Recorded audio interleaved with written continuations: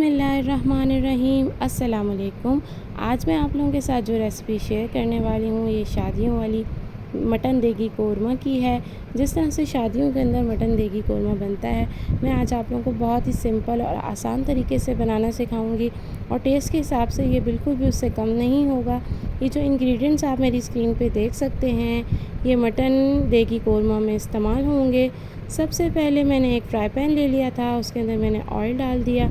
Oil जब थोड़ा सा गर्म हो गया तो इसके अंदर मैंने अदरक लहसुन का पेस्ट 1 टेबल स्पून डाल दिया था और इसको लाइट ब्राउन करने तक छोड़ दिया था। जब ये लाइट ब्राउन हो गया तो इसके अंदर मैंने 1 केजी जो है वो मटन का गोश्त डाल दिया था और इसको डालने के बाद मैं इसको भी जो है वो मीडियम टू हाई फ्लेम है इसके ऊपर मैं थोड़ा सा फ्राई कर लूँगी। तकरीबन इसको आप 5 से 6 मिनट के लिए फ्राई करेंगे। आप इस स्टेप को ना बिल्कुल भी स्किप नहीं कीजिएगा, क्योंकि ना अक्सर ऐसा होता है ना कि मटन के गोश्त में से एक स्मेल सी आती है और हमें टेस्ट में ही अच्छा नहीं लगता और अक्सर लोग कहते हैं हम मटन का गोश्त नहीं खाते। आप इस स्टेप को जब फॉलो करेंगे ना तो वो स्मेल जो है ना बिल्कुल चली जाएगी और इसमें एक सौंधा सा टेस्ट आ जाएगा। तकरीबन आप इसको 5 से 6 मिनट के लिए मीडियम टू हाई फ्लेम पे जो है वो फ्राई कर लेंगे। इसके बाद जो है आप इसके अंदर स्पाइसेस ऐड करेंगे। हल्दी पाउडर हाफ़ टी स्पून डाला मैंने, गरम मसाला वो भी हाफ़ टी स्पून, धनिया powder 1.5 tablespoon, red chilli powder वो भी 1.5 टेबल स्पून। मैं स्पाइस थोड़ा ज़्यादा लेती हूँ, आप अपने हिसाब से लीजिएगा। सॉल्ट डलेगा 1 टेबल स्पून। इसके बाद जो है इन तमाम स्पाइसेस को भी मैं इसमें अच्छे तरीके से मिक्स कर लूँगी। मिक्स करने के बाद जो है मैं अपने जो है नेक्स्ट इंग्रेडिएंट्स की तरफ जाऊँगी। उसके अंदर जो मैं है इसमें डालूँगी जो है लौंगे डालूँगी, 8 लौंगे साबुत वो मैंने इसमें डाल दी हैं। इसके बाद जो है 12 काली मिर्च वो साबुत वो मैंने इसमें डाल दी हैं।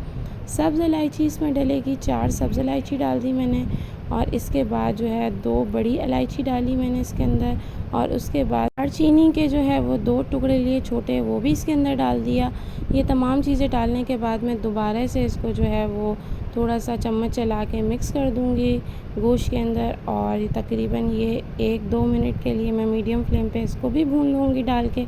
इसके बाद जो है इसके अंदर मैं प्याज डालूँगी। प्याज को मैंने पहले फ्राई कर लिया था, 4 मीडियम प्याज ले लिए थे। इसको मैंने स्लाइसेस में सर्कल स्लाइसेस में कट करके जो है मैंने लच्छे में जो होता है ना वो, इसके बाद मैंने इसको फ्राई कर लिया था और अब मैं इसको भी इसमें डाल रही हूँ।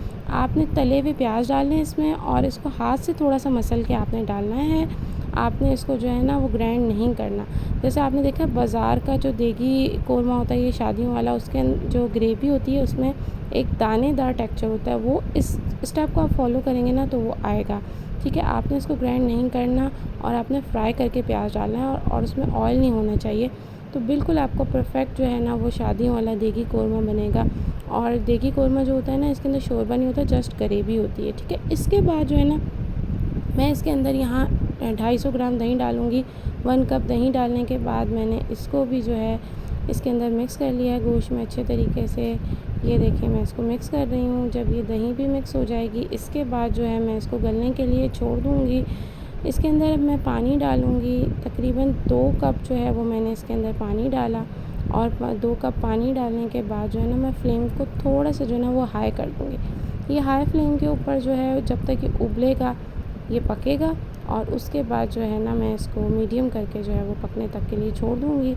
आप ये मेरी स्क्रीन पे देख सकते हैं मैंने इसकी फ्लेम को हाई कर दिया है। फ्लेम को हाई करने के बाद जो है इसको 2 मिनट के बाद ये उबल गया है। आप देखिए अब मैं इसकी कैप ढकूँगी और पहले इसकी फ्लेम को मैं कम कर दूँगी, उसके बाद जो है वो कैप को ढक दिया और अब ये मीडियम फ्लेम पे तकरीबन 20 मिनट के लिए जो है पकेगा। 20 मिनट के बाद ये मेरा गोश्त जो है गल चुका है, थोड़ी सी इसमें कसर बाकी है।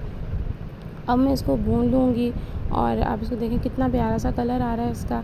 इसको भूनने के बाद ना जितनी इसकी ग्रेवी रखनी है उतना इसके अंदर पानी डालूँगी, ज़्यादा पानी नहीं डालूँगी। बार बार मैं ये बता रही हूँ कि आपको देगी कोरमा जो होता है इसके अंदर शोरबा नहीं होता, जस्ट ग्रेवी होती है।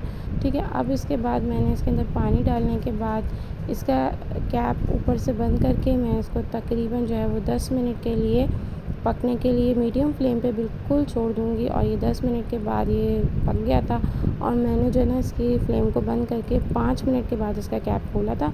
अब इसके अंदर मैं यहाँ थोड़ा सा जो है वो ऊपर गरम मसाला डालूँगी और उसके बाद मैं इसके ऊपर केवड़ा एसेंस के जस्ट 2 ड्रॉप डालूँगी, ठीक है।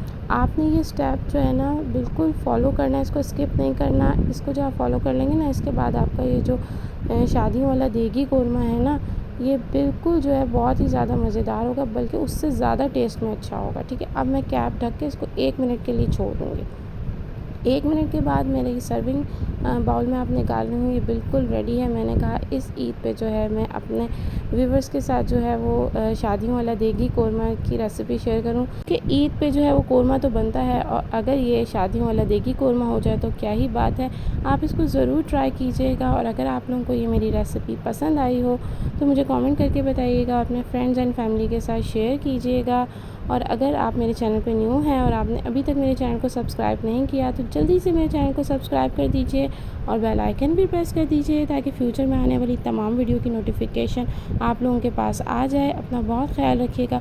बहुत शुक्रिया मेरी रेसिपीज़ को पसंद करने का। इसे ज़रूर ट्राई कीजिएगा। इजाज़त चाहती हूँ। अल्लाह हाफ़िज़।